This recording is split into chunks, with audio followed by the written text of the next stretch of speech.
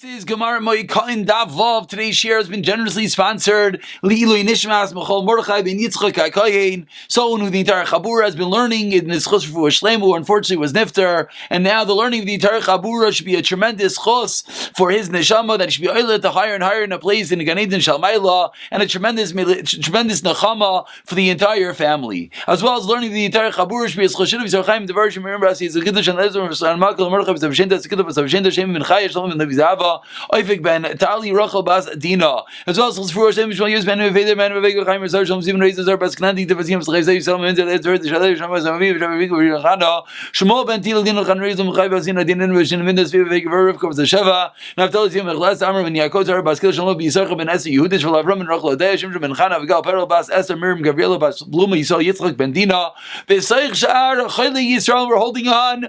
Hey Amid Beis. We're going to go back up a little bit. We ran through the last part of the Gemara a bit fast. Let's go about 10 lines up. The first one line is Yeyosh Bailim. We're in the middle of discussing these two different types of fields. Something that we called a Beis Apras was the larger name, but within Beis Apras we had two different fields. We had a Sada Shenechrash Boi Kever and a Sada Shenevad Boi Kever. One was where the grave was lost, and one was where the entire field was plowed over. So we assume there's bits of the maze, a bit of the fragments of the dead body throughout the whole field. So after the Gemara, V'sadish Shenechrash by Kavar, Loi Bayis, even if a field in which the grave was plowed over, do you really not need to mark it off? V'atani learned in a rice, Matzah Sada Mitsuyanes, if you find a field that was marked off, Ve'ena Yodua Mativa, and you don't know the nature. You see the field marked off, there's obviously something going on over here, but you don't know exactly whether there's a grave that was lost or whether it was plowed over. Says the Reis, Yesh Ba'ilanais, Vidush Nechash by Kever. Ain Ba'ilanais, Vidush Avad by Kever. So how do you know the difference whether there are trees? If there are trees, you know the field was plowed over. If there are no trees, you know that there was a grave that was lost. But right there, what do you see? You see whether it's a Sadash Nechrash, Sadash Nevad, whether the grave is lost or plowed through. What do you see? You see it was a son of Mitsuyanes. You see that the field was marked off. So clearly you mark off whether the grave was plowed, whether the grave was lost, and that is Gemara's kasha. But now we continue the price that says, you cannot make any suggestions and assumptions unless there's an elder Talmid Chacham that remembers. But you see very clearly that any time you have a Sadish and Nechrash by Kever that we do mark it off. So Amar Abba, 5 lines on the bottom of Hayam and Beis. What are we talking about over there? Over there we're talking about a field in which the grave was lost. And that's why we marked it off, because the grave was lost in that field. And now you want to know afterwards, explains Rashi, after the field was lost, maybe it was plowed over. Maybe now there's a different level of Tumah. So how do you know? So on that second stage, if there are trees you know it was plowed, so again, the reason it was marked is not because it was plowed. It was marked because originally they lost the grave, and now you have a shayla, you're not sure. Was it plowed or not? That has to do with the trees. Ask the Gemara 1 second. What's the difference? Ask the Gemara whether there are trees there. Maybe you planted the trees on the interior inside of the field, v'kever mi baroi, and the grave is on the outside. So how do you know from the fact that there are trees in the field that the field was not plowed? Maybe just in the center are the trees and the area around was plowed, and that's where the grave was. Answers the Gemara in the last line, the trees are on the border boundaries, the trees are on the borders, and therefore it's clear that it can't be that on the outside that there is a grave, because the trees go all the way to the borders. So we turn over to today's Daf Vav and Aleph. Ask the Gemara further. Dilma Toma Migava. If you let us go the other way. Maybe the trees are on the outside, and maybe the Tuma is on the inside. So maybe the center of this field was plowed over, and around that they planted trees. Says the Gemara of Imsubachin. The case is where the trees are throughout the entire field. That's the reason why the trees are an indicator of the status of the field. And that's the reason that if it was trees everywhere, you know it was plowed. over. A second time it says the Gemara Viba Yisema Ha Amaran. What do we learn from over here? Ein Merachikin Siyam Imakam Tuma. This goes back to what we said in the Mishnah. You never want to distance the Siyam, the marking from the place of Tuma. Why not? Shalahavsid as Eretz Yisrael, not to cause Eretz Yisrael a loss. And therefore, if you found the marker close to a tree, obviously it means it was plowed over. Obviously, this whole area is one entity because we never make the marker further away from where the Tuma is, because then you're causing Eretz Yisrael to be lost at some extent.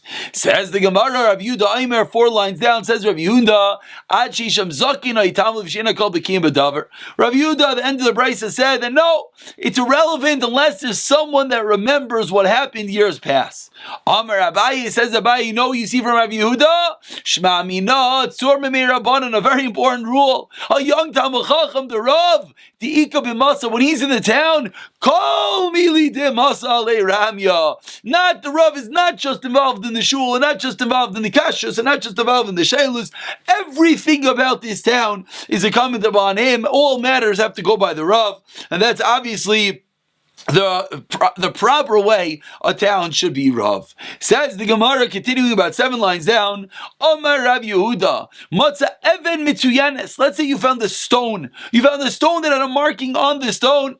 You can see this nowadays. You go up to Sfas and you see these random X's in different places. It's a very similar concept, marking off where they found graves, etc. So says the Gemara, found a stone that has a marking, Tachtel Tameh. You know that right underneath that stone is Tameh. That's where they marked off the stone. Shtayim, let's say you found 2 different stones that have markings. So now, if there's plaster running between the 2 stones, then b'neihem tama. You know that there's tama there, because that means the 2 stones, and in between them is where there was a tumah.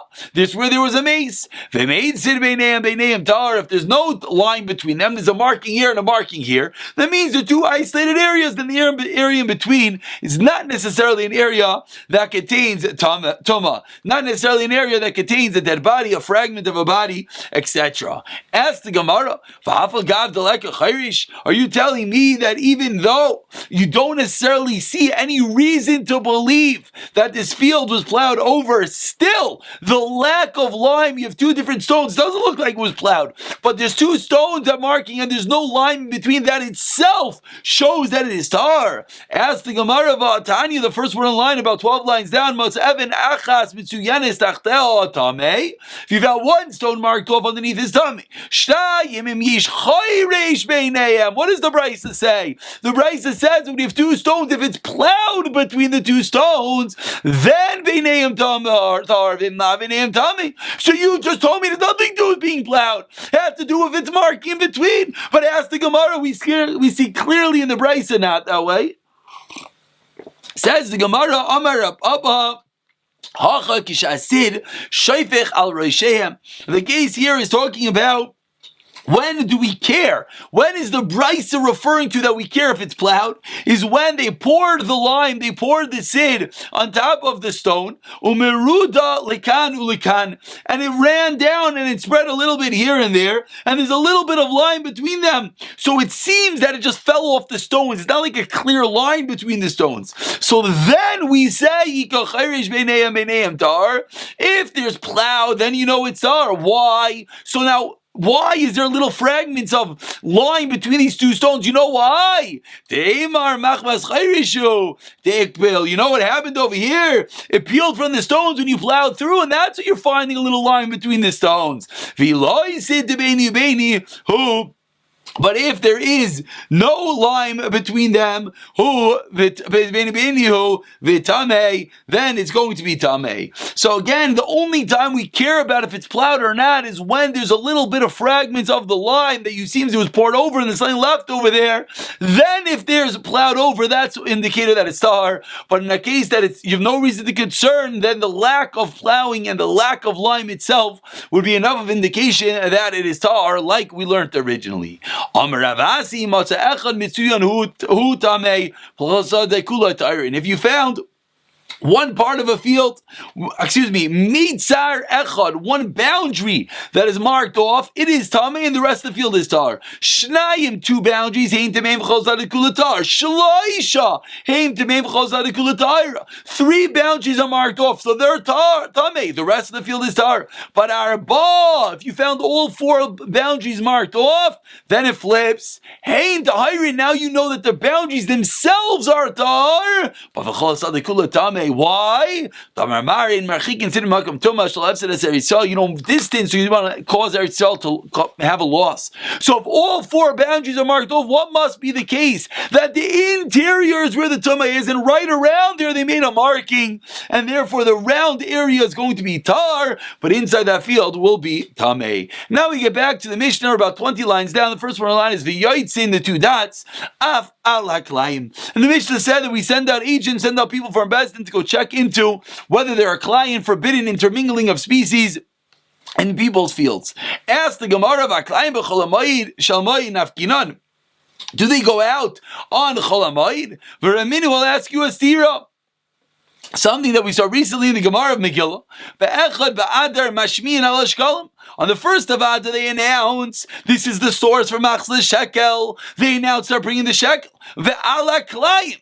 And they announced about Klayim on Rosh Chodesh Adar. Ubachamish Aser Boy Karines Megillah. On the 15th is Purim. Bekrachim. V'yotzin Lakavi says Rachim. They go out to make sure there's no thorns in the roads. Uletakin or Chavis to fix the streets. V'liman Mikvah said to measure the mikvah of Isaac called Tzarki Rabbim. Umitzayonin as the Gemara said the mark of the graves. V'yotzin Al HaKlayim. So when are they Yotzim Al HaKlayim? On the 15th of Adar. You're telling me that it was much later on. Ask the Gemara. You're telling me it's at Chol HaMoed Pesach, but we see from the Gemara Megillah that it was on Purim, the 15th of Adar, when they went out about Kalayim. Answers the Gemara of Elazar, Rav Yisrael Chanina, Charamar, Kan Be'Bachir, Kan Be'Afil. Two different types of crabs, the early crab and the late crabs. They have to go out and inspect on Purim, then they have to go out and inspect again on Rosh Chodesh Pesach for the later crab to make sure there's no Kalayim, no mingling of the species. Charamar, Kan Be'Zrayim, Kan Be'Yerakos. One is green and one is vegetables. Again, a similar distinction. One grows later. And on this, Amar Rav Asi, Amar Rav Yechon lo Shanu, El Sheinitzi Nikar, says Rav Asi, this is only when the sprouts, the tree, the roots, starting to grow, are not recognizable. Aval Nitzi Nikar, Yaitzin Aleim. As soon as you can recognize the sprouts, as soon as things start growing out of the ground, they go out right away. They don't necessarily wait. But I asked the Gemara 1 second, why are they going out of Chol HaMoed? I don't get it. What's special about Chol HaMoed? Go out 2 days before Pesach. Why specifically on Chol HaMoed are they going to check into people's fields to ensure that they have no Klayim growing? Amar Rav Yaakov, Amar Rav Yechli, you know why? No, it's working. It's Chol HaMoed. You're not allowed to work, as we've been seeing in the beginning of this Masechta. So everyone's home. So you could get a worker for cheaper, and that's the reason why they do it, in order to have cheap labor to check into people's fields. And Amar Rav Zver, he learned that an important rule, V'itemer Rav Mesharshia, 6 lines at the bottom. Shmam, you know we see from over here, Ki avina lu schar mi chumas halishka, when you're taking your wages from the chumas halishka, when the public is paying for you, Yavina lu. One more time. Who pays for the wages of the person going out about the Kalayim? It's from the temple treasury. Because if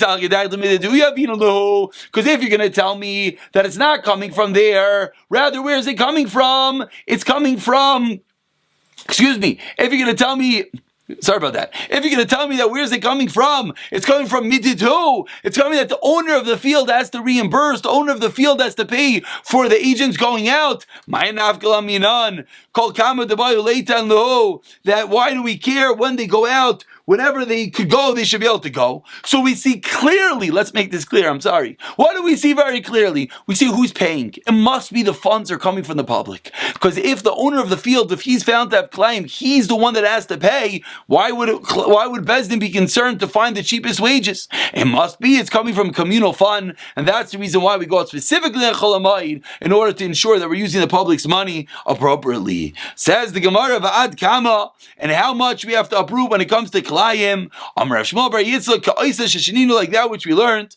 Kol sa any saw that contains sheyish ba, as we turn over to vavam and beis, kol saw sheyish ba yuroiva zera mimin acher, 1/4 of the field has a different type of min, a different species growing in that field. As Rashi says, a quarter of a kav, which is 1/24 of a saw, you might, then you have to get rid of it. That is too much. You have to have a quarter kav within a full base saw of a field. Ask the Gemara of Tanya, we learned is kinushe makpidim al asadeh kula. We learned that they have to be careful of the whole field, meaning that they're mafkir the entire field. That if the agent finds that you have climb in your field, that you have a quarter of your field intermingling two different species, they're mafkir, that's it, the whole field is ownerless. So why are you telling me you might eat? It sounds like you just get rid of that species that's growing in a crackly. Answers the Gemara like kasha kan koidim takana kan la'acher takana. One is referring to before the takana, but one is after the takana was. They made the whole field hefker. That was after the takana, but before the takana, they would just get rid of the problem. The Tanya, as we learned in the Brisa, Parishayin in the beginning, they would uproot the climb and they would feed it to the animals. But then, the owner was happy. So two reasons. So the same. You effectively are weeding their field by pulling out the species which are not supposed to be there. You're doing an act of weeding for them. They're getting cheap labor for free. And you're feeding their animals. So the Baal Bayis says, okay, it's great. Look at that. I went and I let things grow in it correctly, and I'm gaining. So it's keen they made it the Kanashe, they should uproot and throw it on the roads. They were still happy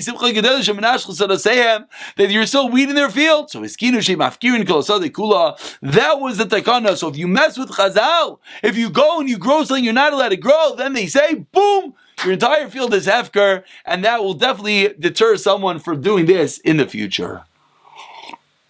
Says the Mishnah, Vav of the Beis, continuing the different halachas of watering, as we began in the first Mishnah on Chol HaMoed. Rav Elazar ben Yaakov Omer, Moishcheres hamayim ilan ilan, a concept that we saw quoted in the Gemara, you let it draw water from one tree to the next. You cannot water the entire field. It continues the Mishnah, Zerayim shel shasel of Nei HaMoed. If we have plants that you do not water them before Chol HaMoed, lo yishkim hamoed, now water them Chol HaMoed, v'cham matirim zeh b'zeh, chachamim say it is allowed. So here we have a beautiful picture. Baruch Hashem, we found a bit of a picture book that we'll try to utilize to give us a little bit more of a feeling. What you see over here is you see 2 rows of trees, and the important point is, what do you see this man doing? You see him taking a rake, and he's drawing water, he's pulling the water from one tree to the next, and that is what the Mishnah says you're allowed to do, provided that you don't go and keep on pulling the water throughout the entire field. So that is case number 1 in the Mishnah. Now let's let the Gemara develop itself. If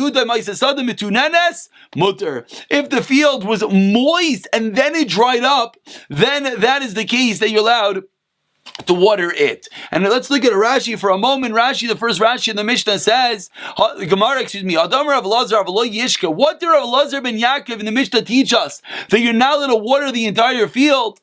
But says Rashi, explaining Rav Yehuda in the Gemara, that in the field, the field was naturally moist, leicha, v'yavsha, and then it dries up. Then mutal ashkois, then you let it water the entire field, even though it's not a sadar beis hashlach and it's a beis habal, a field that doesn't normally need water. Why? If you don't water it, it's going to be a pseida, yisira, a large hefsid gadol, says the Gemara, so you'd be allowed to water the entire field. The Gemara brings a proof to this. When we said that you're not allowed to water the field of Chol HaMoed, this is the end of the Mishnah. That's only by vegetables and plants that were not watered before Chol HaMoed. And now the price continues. Let's say it was a field that was naturally moist. It was a very moist field. And then it dries up, then mutter. Then you let it water it again because it's going to be a hefsei gadol. But the Brisa continues, you're not allowed to water a dry field. The Chacham allow both of these cases. So a case that's naturally dry, since it's naturally dry and it's used to being dry, it doesn't need a lot of water, we're being more machmir, but the Chacham are mekel in both cases. Amar Ravina, based on this Brisa, says Ravina Shmami, you know what I learned from this Brisa? If you have a garden, Shari Letarbutzi b'chol dema'ada, you let it sprinkle water in on Chol HaMoed. Where do we see this from? Sadr Garid, when we said the dry field, my taima dafilu mashle charif mashvula, my taima, what's the reason that the dry field? That the Chachamim, we're going to the Shita of the Chachamim, the end of the Mishnah. Why do the Chachamim let you water a dry field? It doesn't need your water. So why do the Chachamim say you let it water it? You know why? The afla mashvi lecharfa. Because you know what's happening is the late crop will become the early crop. It's true, the field doesn't really need your water. But if you go and water it, it's going to be excellent. It's going to make the crop go faster. That's why the Chachamim allowed it. Hachanami, so too in this case, says Ravina, on your garden patch, afla mashla charfa, the late crop will become the early crop, and according to the Chachamim, that's going to be allowed. Tana Rabbana, it says the Braisa Marbitza Sadalavin B'Shvius, you'll add water and sprinkle water on the green field during Shemitah. Avaloi b'moed. Ask the Gemara of Tanya, we learned in a Reisa, Marbita bein b'moed bein b'shviyah. So why are you differentiating? Amar Ravuna le'kashav Laz ben Yaakov, ha Rabbanan, like we saw in the Mishnah, the Rabbanan are more mekel. Tani Idach, another Reisa, Marbita said the love in Erev Shviyis. Why are you allowed to water the green field? Kedei sheyatzi yirakas b'shviyis, so that the vegetables come up naturally by themselves on Shemitah. V'lo'edash Marbita said the love in b'shviyis, you'll not even do it on Shemitah. Kedei sheyatzi yirakas l'maitzai shviyis. A different Reisa, and not necessarily dealing with the case particularly that we're talking about, but that is the halacha of sprinkling the water on the field. That is going to be allowed according to the Chachamim. It's going to be not allowed according to Rav Lazar ben Yaakov. And now we start a new Mishnah, which is going to take us into tomorrow, but let's just start it. Says the Mishnah, again, another case that you're allowed to do work in a field due to a hefsei gadol. Sudden as a ishos, you're allowed to trap the animal called the ishos, vesach barim, and you're allowed to trap mice, misada ilan, from a grain field, from a tree field, umisada alavan, and from a grain field, from an orchard, or from the grain field, kidarka, in the normal manner, b'moed u'b'shvius. Chamayim misada ilan, kidarka. Misada alavan, shaloi kidarka. Why? Rashi's points out very simply, because it's not as much of a loss. Umakrin is appear to b'moed, you let to fix up a fence on cholamayim u'b'shvius, b'nei kidarka. On shvius, you build it the normal way. So before we go anywhere, it says the Gemara, my ishos, what's this ishos? Amar Avuna Brei, Amar Rav Yehuda Bario Shein La Yanayim. It's a creature without any eyes. It's very destructive, so you'll have to trap that on Chol HaMoed and Shemitah. Amar Rava Bar Shmuel v'Temer Rav Yimer Bar Shalmaya Mai Kara. Where do we know that the word ishus means an eyeless creature from the pasuk? It says, K'may shablul tamas yalich nafel ishus bal chazoi shamesh. The snail, the shablul tamas yalich, melts and slithers. Nefel ishus bal chazu lama. The falling of the ishus that never saw the sun. So we see that the word ishus is an entity that has no eyes. They can't see the sun. Tana Rabbana, it says the Gemara sudden as the ishus 8 lines at the bottom of and base, you let a trap the ishas with achbarim misad alavan misad the ilan kitarkoi umachrivin chayrein nemalim. You let it destroy the ant holes. Also, kedarkoi. Ketzan machrivin. How do you destroy it? If Shimon Gamliel Leimer maybe offer me chorzeh v'nois chorzeh. You take dirt from one ant hole and you put it into the other ant hole, and that destroys them. How does it destroy it? So Rashi says because it smells interesting smell, and the animals kill each other. Rabbeinu Chananel says very interesting because you're taking the ants from one ant hole, putting in the other ant hole. They're not used to being there, and they just have a big fight, and they kill each other. They choke each other. This only works if the two ant holes are on two sides of the river. Vuduleka Gisha, there's no bridge. Vuduleka Gimla, there's no camel. Vuduleka Mitzra, actually, Vuduleka Gamla, there's no plank of wood across from one side to the next. Vuduleka Mitzra, there's no ropes, again, so that the ants cannot travel back and forth. And that's going to be the case that they will commit and suicide and kill each other. This is a picture of them digging kedarkai on chalamayim, and this is the case of them digging shaloi kedarkai. As you see, what is he doing? He's sitting over here, and he's using a spade. He's using a stick to dig, and he's not digging the normal way with a shovel. Those are the two different ways of digging. I'll pick up from here. B'siyata